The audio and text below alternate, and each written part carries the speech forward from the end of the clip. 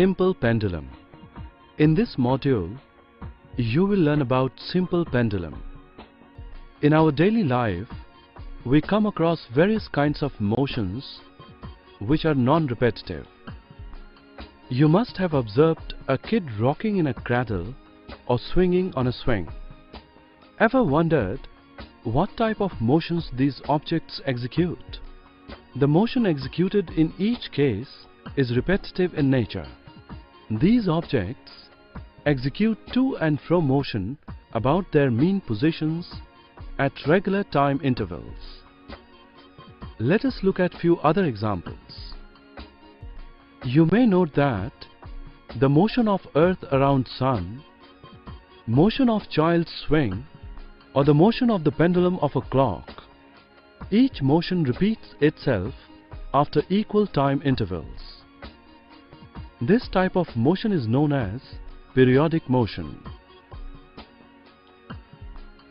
Some of the periodic motions are about their mean positions, as in the case of the pendulum of a clock. This type of periodic motion is called vibratory or the oscillatory motion.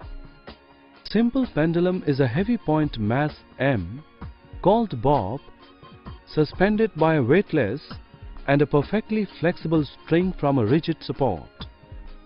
Before learning more about simple pendulum, let us define some related terms.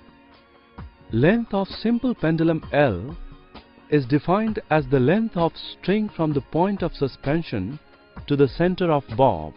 The time taken by the pendulum to complete one oscillation is called its time period T, and the maximum displacement of the bob from mean position on either side is called its amplitude.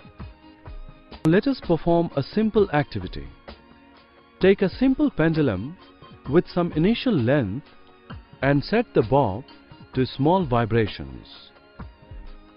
Using a stopwatch, record the time for 20 complete oscillations of the pendulum. The time period is calculated and same experiment is repeated for different values of L. The parabolic graph between T and L, or straight line graph between T square and L, throws light on the nature of dependence of T on L and implies that T square is proportional to L, or T is proportional to square root of L.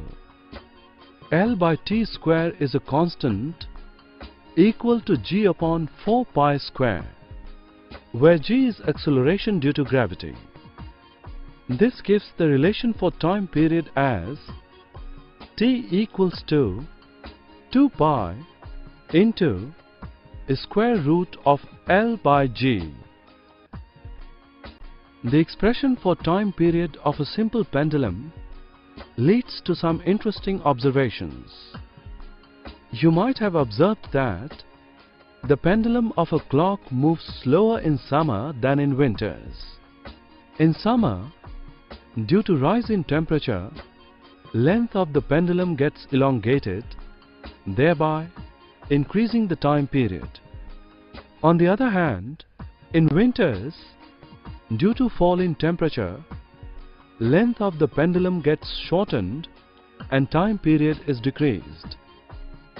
The value of acceleration due to gravity decreases as we move above or below the Earth's surface. Thus, a pendulum clock becomes slow when taken either in the mines or on the Mount Everest due to increase in its time period. Now let us learn about a special type of simple pendulum whose time period is 2 seconds. It takes 1 second to make one to and fro vibration. Such an arrangement is called a seconds pendulum. The length of seconds pendulum is approximately 0.995 meters. Seconds pendulum is used in most of the pendulum clocks. Let's recall what you have learnt in this module. The motion which repeats itself after equal time intervals about the mean position is called vibratory or the oscillatory motion. Motion of a simple pendulum is an example of a special type of oscillatory or vibratory motion called simple harmonic motion, in which restoring force is directly proportional to displacement and directed against it.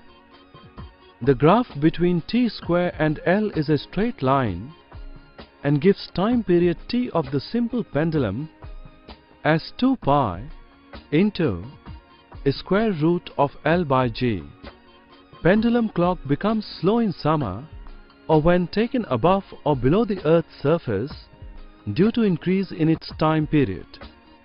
A simple pendulum which has time period of 2 seconds is called a seconds pendulum. The length of seconds pendulum is approximately 0.995 meters.